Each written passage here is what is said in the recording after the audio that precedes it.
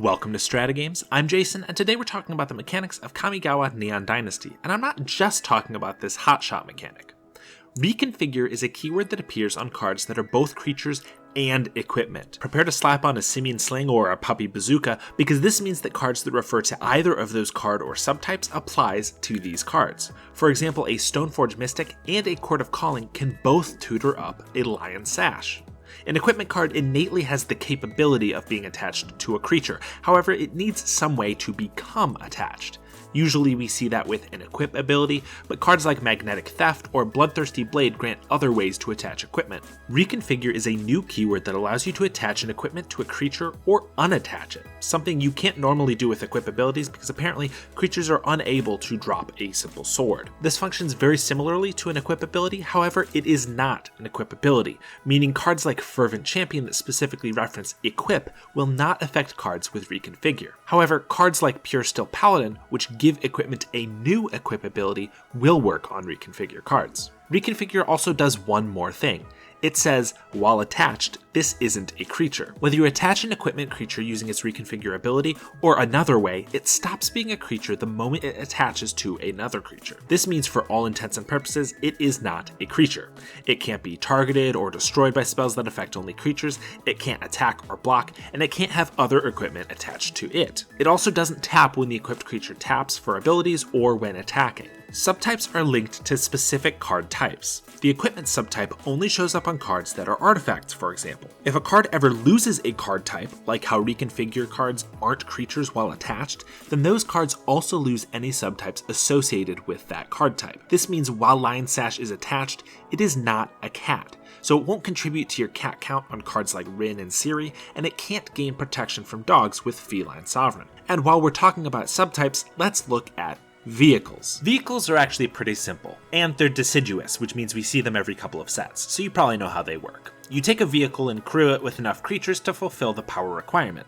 Then you get a couple more vehicles, say 4, then you pay 5 mana, exile all those vehicles to create Mech Titan, a legendary 10/10 construct artifact creature token with flying, vigilance, trample, lifelink, and haste. That's all colors. Then you proceed to combat. Oh, how you proceed to combat. You attack with your colossal token, not tapping it because it has vigilance. Your opponent says, I block with Typhoid Rats. Oh, my sweet, naive, death touch dude. You can't, for Mech Titan has flying. Very well, he spits. I'll chump it with a 1/1 flying bird. Oh, no you won't, my sweet naive avian ally. You cannot chump that which has chumple. Trample. And they say, fine, I'll take the damage. At least it doesn't gain you life or anything. Shrines have returned in Kamigawa Neon Dynasty, and they are enchantment creatures, not just enchantments. They do have the shrine subtype, of course, but subtypes are associated with a specific card type, as we've discussed. A shrine's card type is enchantment, meaning these new shrines do not have a creature type at all. Cards like Cavern of Souls can't name shrines, as they're not a creature type, which also means changelings are not shrines at all. Sorry, shrines just don't have a species. Moving on to modified. This one's pretty simple as well. Certain cards care about whether a creature you control is modified. One of your creatures is modified if it is equipped, which includes Reconfigure cards, if it is enchanted with an aura you control, so your opponent's auras don't count, or if it has a counter on it. Any counter at all, and it doesn't matter which player put the counter on there. If a creature meets at least one of these 3 criteria, congratulations, it is modified. Ninjutsu is back, and with it, endless rules questions about the mechanic. When a creature you control attacks and your opponent chooses not to block it, then you have the option to activate a ninjutsu ability from your hand.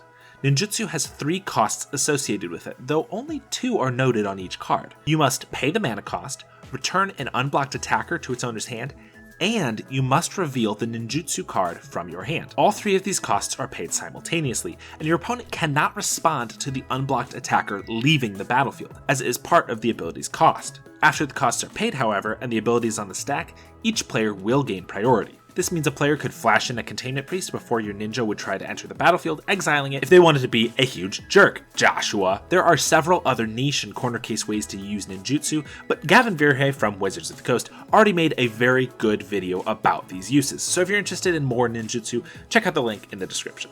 Channel gives your cards extra utility, giving them a cheaper or more expensive option depending on where you are in the game. To channel a card, pay the cost, and discard that card from your hand. This doesn't count as casting a spell, so it can't be countered by conventional counterspells, and won't trigger certain abilities that care about players casting spells.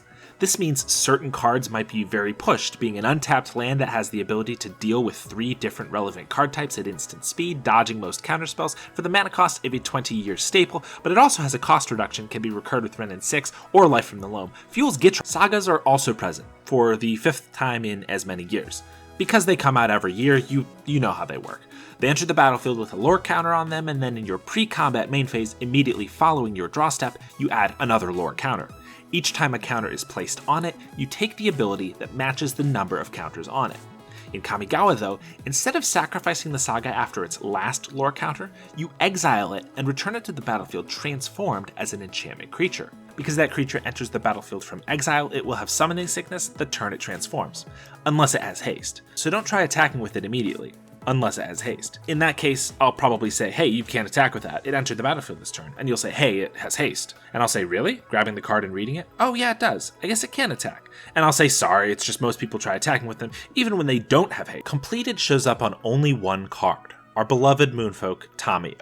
Where did you come from? Where did you go? Please come back to us, Tamiyo. Completed contains the Phyrexian mana mechanic from New Phyrexia. Phyrexian mana can be paid with either mana, in this case a blue-green hybrid, or you can live life on the edge and reduce your life total just to get that hit of adrenaline, and also cast your spell earlier. However, the choice to live quick and die young is not quite as easy anymore. If you do pay life, Tamiyo enters as a weak 3 loyalty planeswalker for 4 mana. What is this, 2010?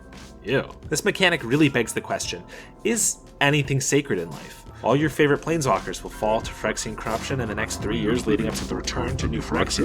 Hallowed be outbreak of the multiverse. I was sure. If I have one piece of advice to give for this set, check the type box for every card. This set, of course, has artifacts, creatures, and enchantments, but it also has artifact creatures that are equipment artifacts that aren't creatures, artifact vehicles, which of course turn into artifact creatures when crewed, enchantment creatures, enchantment sagas that turn into enchantment creatures, legendary enchantment creatures that are shrines without that creature type, several legendary permanents with a few cards that care about that, the modified keyword, which cares about 2 subtypes, equipment and auras, samurai and ninjas as relevant creature types. The type box matters more in Neon Dynasty than maybe any set in the last several years. Not only should you make sure you're getting the appropriate card types and subtypes for your draft decks, but you should also just make sure not to confuse all these various card types, subtypes, and super types. Not every artifact creature has Reconfigure, and neither does every equipment, something that's definitely already tripped me up a couple times. Thank you so much for watching. If you enjoyed this video, make sure to check out some of our other videos. We'll see you next time.